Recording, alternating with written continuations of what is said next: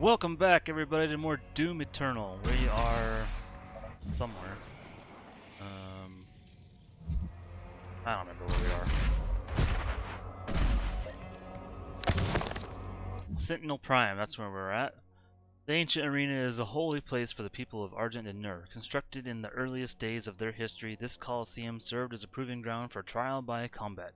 Historical records indicate the Argenta did not jail their own kind, rather prisoners and criminals were granted the right to earn their chance at regaining honor through victory in the arena.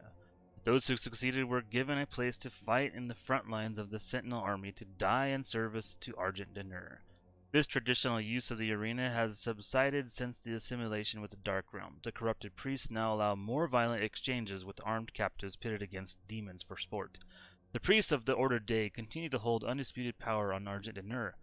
Spilling the blood of the Argent Ascended class would result in the transgressor's banishment. Asylum amongst the Argenta will be denied to any who do not adhere to the rules of engagement.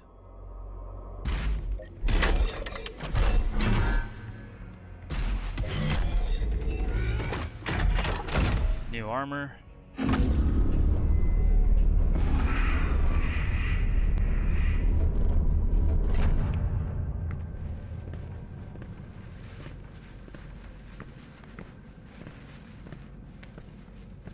We found him in the valley, just outside the castle walls. He was badly wounded and wearing this. Doom Guy's helmet.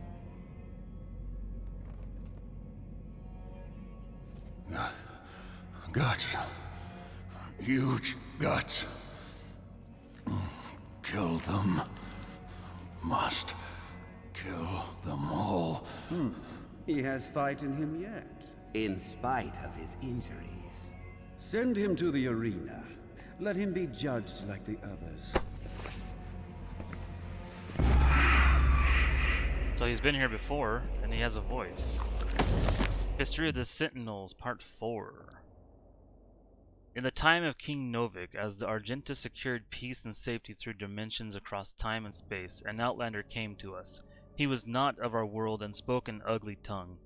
How he first took step upon our land was unknown. Sentinel scouts had found the outlander bloodied, clawed, and near death, mumbling of impending doom and the forces of darkness.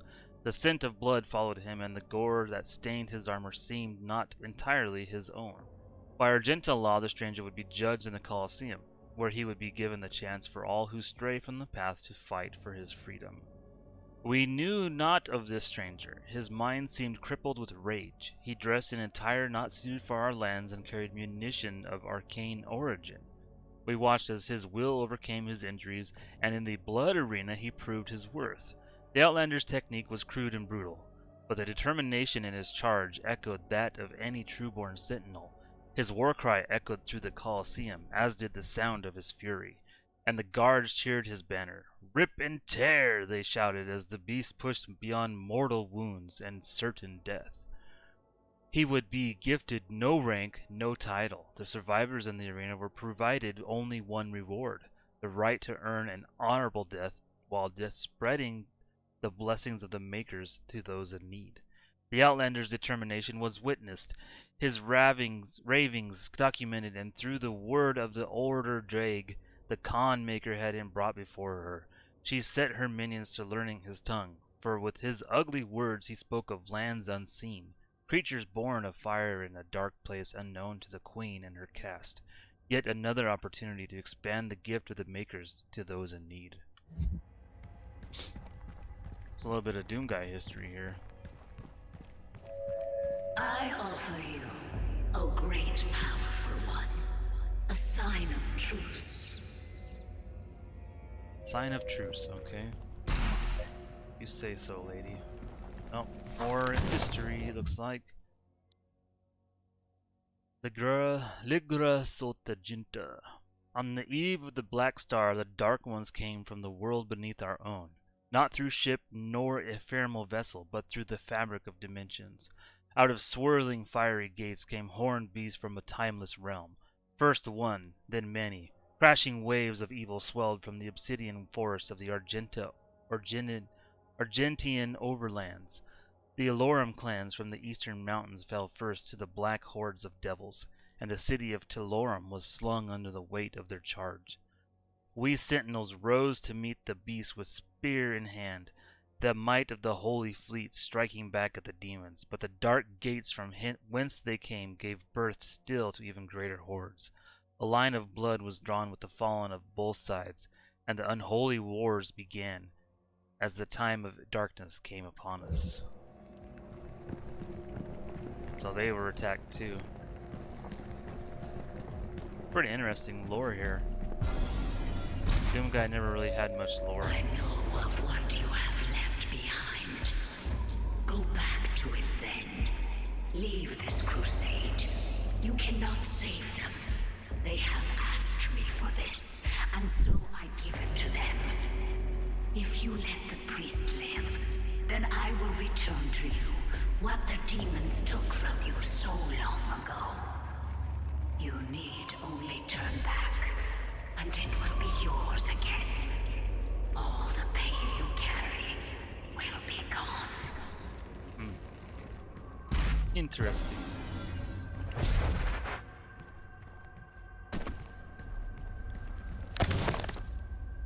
Part 6.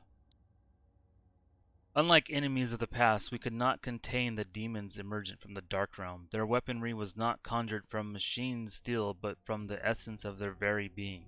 A dark magic not known to us in our many conquests. Had we grown overconfident, our victories serving to dull our blade as we drank in the glory of our expanding empire? Lost, we knew not of how to prevail against this foe. The Maker God stood perplexed, and our engineers and priests scrambled to find the advantage in battle we so desperately needed. Unknown to the enemy, we were pushed to the brink of defeat, and our God stood with us as we worked to find the answer. The Order of the Dague were the first to unlock the mystery of these foul creatures. The priests were able to capture several of the beasts and set about to identify the source of their power. It was then that the essence of the Dark Realm was discovered. Not wholly unlike our own, this power was the life essence that flowed through their twisted form and powered their attacks. It could be harnessed to power our own weapons, giving the Argenta the chance to combat the demons on even footing. The priests believed that with greater knowledge of the essence, we could discover its source and cut it off from the demons to strangle their armies from within, allowing us to regain the advantage we required for victory on the battlefield.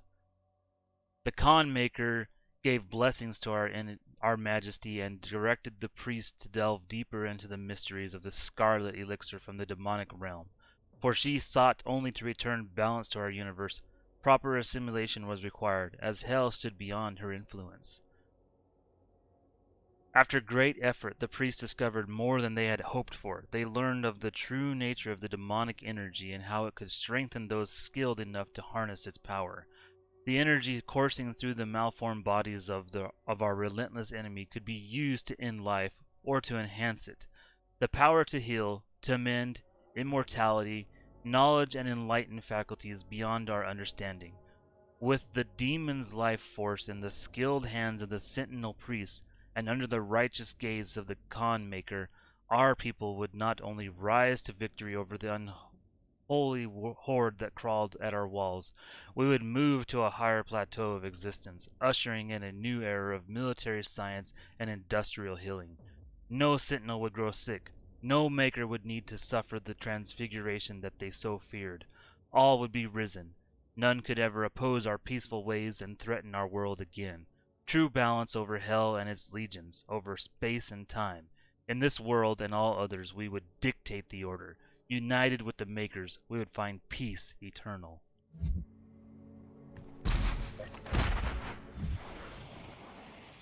Oh, there is something above us.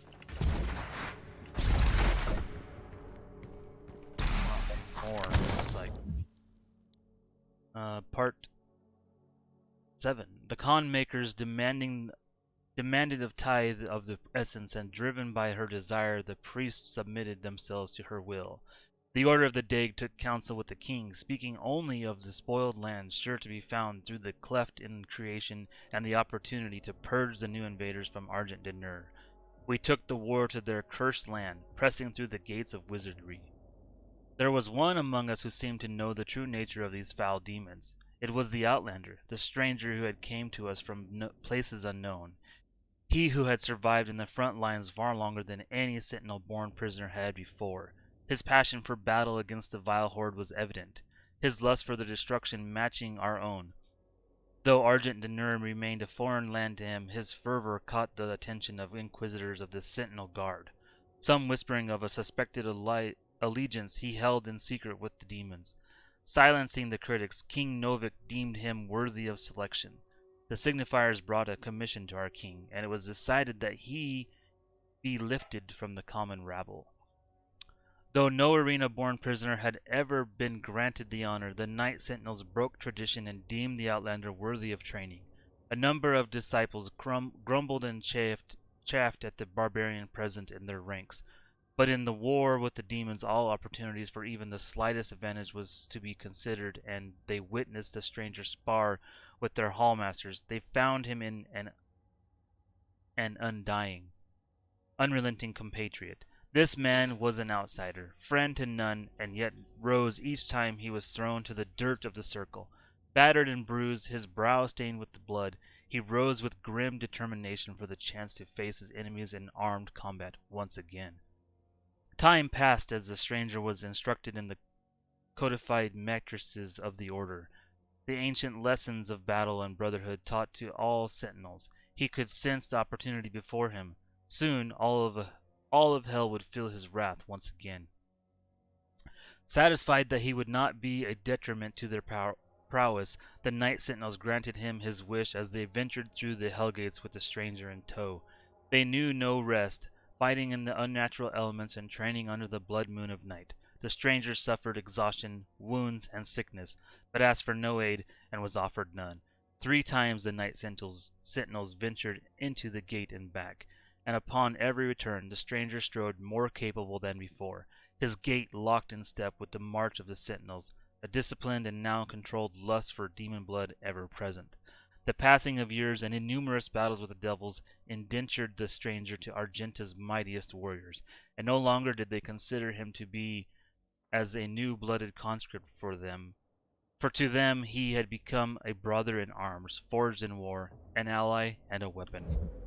Wow, my mouth's getting dry. All this reading. Secret found. One up. Okay, and then this is where? Okay, that's where we came from, right? Yeah. I pity the humans. I do. Theirs is a hard role to play. But I too have a world to save. Without their souls, there can be no hell energy, and the Argent will cease to flow. I cannot allow this to happen. You will not stand in the way of Erdag's progress. This is how it has always been done. It is not for you to deny us our chance at prosperity.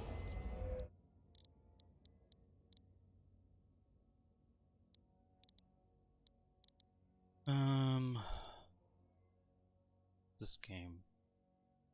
Just don't know about it.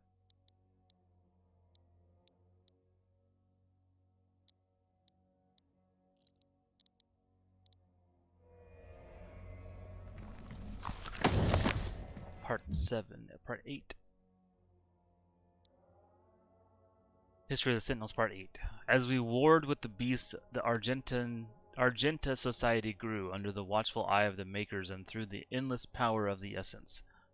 While our generals were consumed with the unholy war, our culture was marked by the beautiful potion the enemy had provided us, the sweet elixir.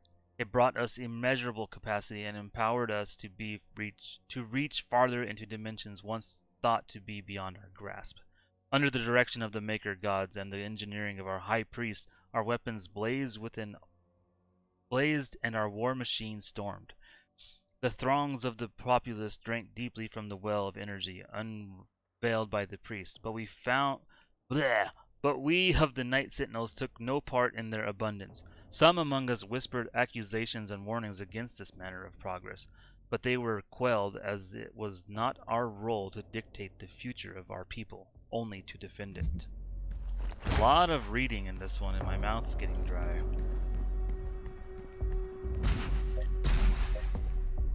This game just does not like me.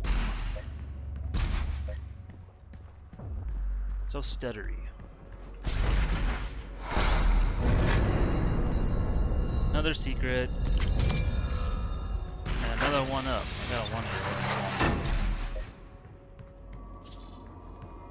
Checkpoint reached. Part 9. And it's a long one. A very long one. As the Black Star ascended to its zenith, King Novik sat restless on his throne as the howling darkness began to assemble just beyond the mountain rise to the east. The blight came upon us in droves, flooding forth from the Hellgate and with merciless fury. They brought with them a monstrous titan, the Dreadnought, a beast to rival the stature and menace of even the mightiest ancestral. The grotesque giant laid waste to all before him, crushing all in his path. This was a total demonic assault, striking at the heart of Argent and Nur as never before. How was it that the behemoth could pass through the demonic gate without warning? We would never know, though the Night Sentinels believed treason was at play. Caught off guard, the Sentinels scrambled late in the defiance of the Titan and his horde, and with his coming the holy city of Taurus Nabad prepared for judgment. With the onslaught of the demons massed in the sprawling shadow of the abhorrent fiend, the city shook to its foundation. None were spared, save those that fled north. The vile swarm ransacked our temples and palaces, burning our towers and feasting on the souls of our clergy. Yet the Night Sentinels rallied and held fast against the demons, though they were pushed back and corralled at the blood arena. As the dark of night descended, their swords remained potent and shred the enemy multitude with abandon. Amidst the unyielding ranks of the Sentinels, when all their apprentices had fallen in battle, stood the Outlander. Rip and tear, he roared, ferocious in battle. The remaining conscripts of the arena stood in awe as they witnessed the beast who had once raged within their very cells, now armored alongside the shoulders of his Sentinel brethren. He had risen where none other had before, a true-born Sentinel fighter, the very best among them. But though the swarm fell before their assault, the Titan remained invincible, for none could tame the behemoth alone. In the hours before dawn, as the Night Sentinels weathered the relentless assault, the Outlander held his ground at the foot of the great wall in the northern bend of the castle. Seeing his unending vigor, Samur, Chancellor to the Mother God, hurried the Outlander away under veil of secrecy and for reason unknown. Submitted him to a rite untold. This was heresy, for Samur received no consent from the Khan Maker, nor did he receive her counsel. In the chapel of purity, the Outlander submitted himself to the divinity machine. There, Samur Maker, the seraphim known to us only as the aid to the Mother God, blessed the Outlander with fierce speed and power to match his will. It was the method by which this transfusion took place that was most uncertain to us, for we were of the knowledge that the Maker device bestowed unto the Argenta so many generations ago was to be used by the priests only to find the impurity among us. How could it be that the device that was meant to cull the Sentinel breed of the contaminants could then be used to purify the Outlander's body and give rise to the one who would lead us into battle henceforth? What rose from the holy coffin on that fateful day was not the impure abomination the Covenant warned us of. The hero within would come to be known only as the Great Slayer, the Time Walker, the Warrior Khan, whose fire sword would blaze forth a path for the just and cut through the demonic horde with a vengeance that only a god could summon. He rose unbroken by the ritual, his eyes burning with Maker magic. He took the crucible in his hand, and wraith fire leapt forth from the blade, as only it will when held by a true Sentinel warrior king. In our darkest hour, the Slayer had been chosen, defying tradition, our most sacred laws, and the will of the great Khan herself. The stranger to our lands had been blessed with celestial might. Lots of reading in this one. Take a drink here. We're at 20 minutes, so I haven't done anything. I cannot stand by and watch as you put our future at risk. Earth will be consumed, and the energy will continue to flow. It is your people's survival against mine. More reading. Daggrav. Daggrav remains the most powerful of the Hell Priests among the people of the Argent D'Nur, frequently visiting his ancient homeworld to lord over the populace. Arrogant and pompous, Grav calls for blood sport in the arena to entertain the fallen citizens of Sentinel Prime. Since the demonic invasion of Earth began, he has operated on the planet's surface along with his fellow Hell Priests to direct Hell's forces. But after the deaths of Dag Nalox and Dag Renok, he has fled to the safety of the arena. It was Dag Grav who facilitated the torment and even eventual betrayal of Sentinel Commander Valen, taking the keys to the sepulchre of elements and opening the vaults of the sleeping race. The ancient creatures were abducted, transported to hell, and tortured to siphon away their power. He used the heart of Valen's son to animate the icon of Sin, a titan still spoken of in legends throughout Argent D'Nur. Whoa, I pushed the dang command button.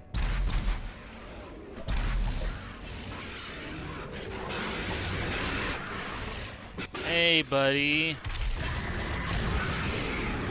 Oh, we got some bad guys.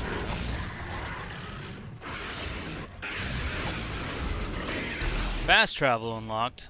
We haven't even done anything. All that's here is lore.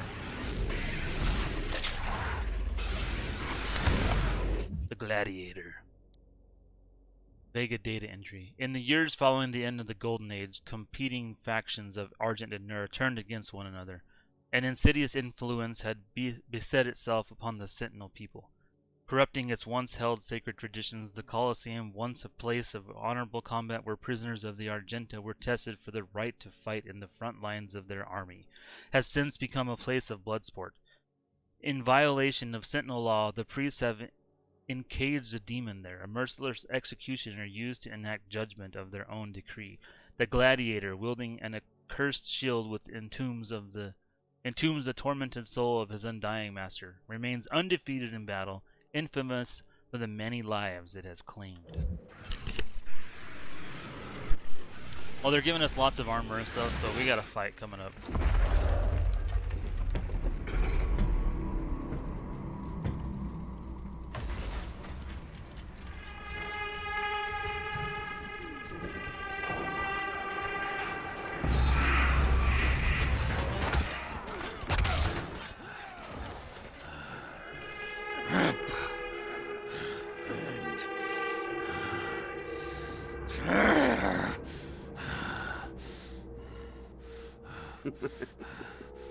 You'll make a fine addition to the front lines, stranger. The demons! They are everywhere. Got some screen tearing going on. Must kill them all! Dress his wounds and bring him to us.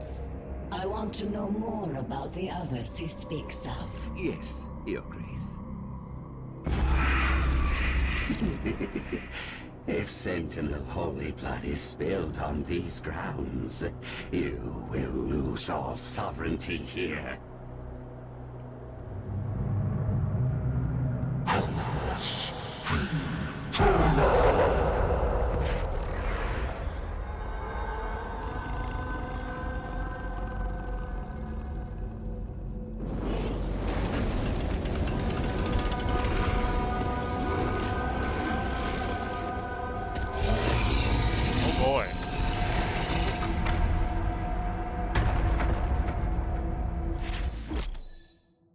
Gladiator. When the shield's eyes flash green, the gladiator is about to attack. Shoot him when his eyes are green to stagger him and create an opening. We gotta change something. This game, I don't know. The video is just, it keeps screen tearing. I don't like it. Maybe it'll fix that. Oh boy, ow. Okay, and we got ads, so.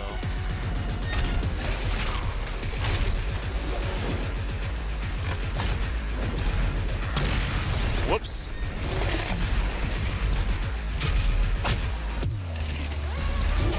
Okay, so he just poops out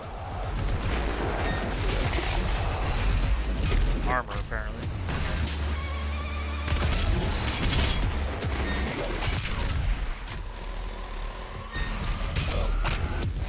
Invincible mode.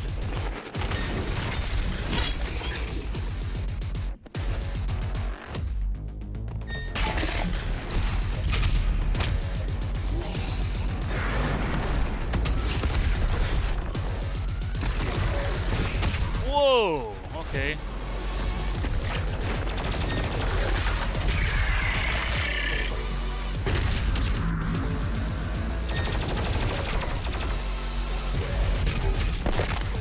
Seems like the super shotgun is the best to use.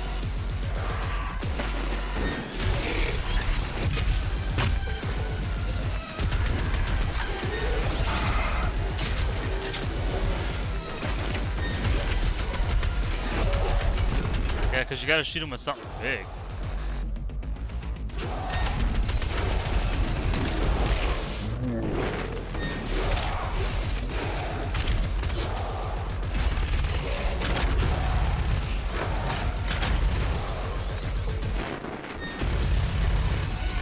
That ain't working.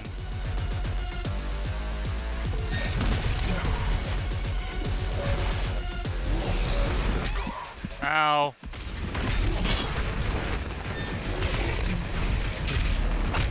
Thank you for the health, sir.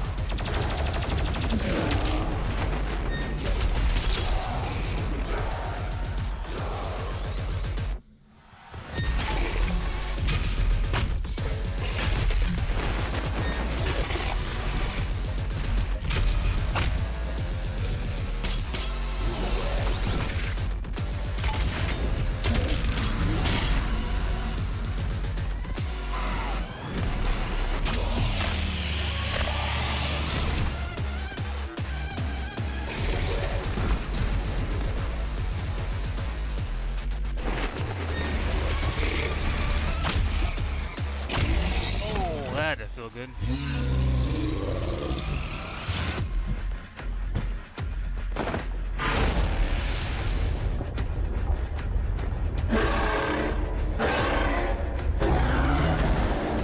You ain't got no more shield now. What are you gonna do, buddy?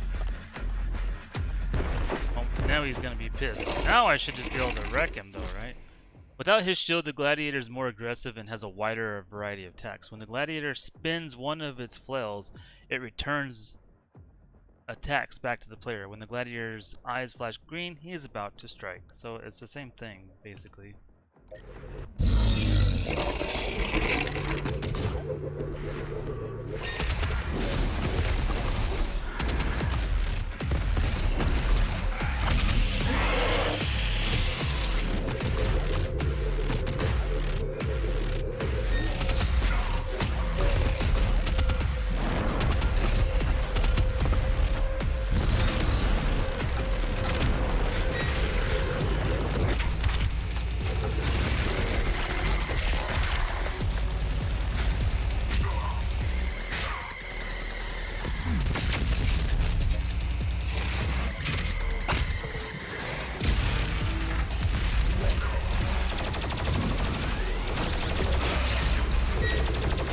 Ouch.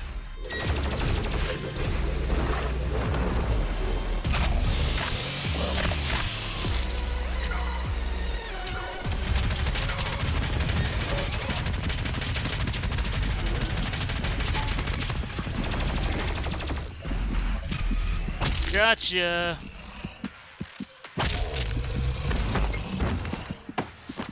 Now I'm gonna smash your face in, dude. Chop your head off. Oh, I'll just squish it, I guess.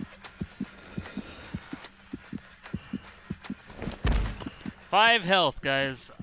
5 health. This stops nothing. Earth will be consumed, regardless of what. Oh, ho, ho.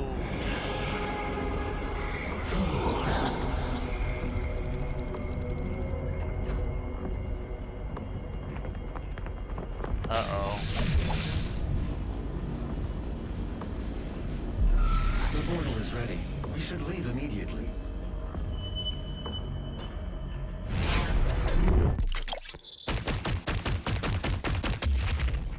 Hell Priest eliminated. Glory kills on heavy demons will now instantly charge a blood punch. Whoa. Thumbs down.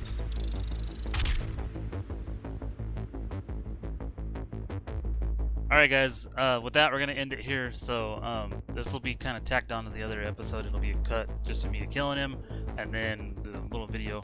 And we'll continue in the next one, guys. So if you like this video, hit that like button for me and subscribe to the channel if you haven't yet. Thanks for watching, and I'll catch you guys in the next one.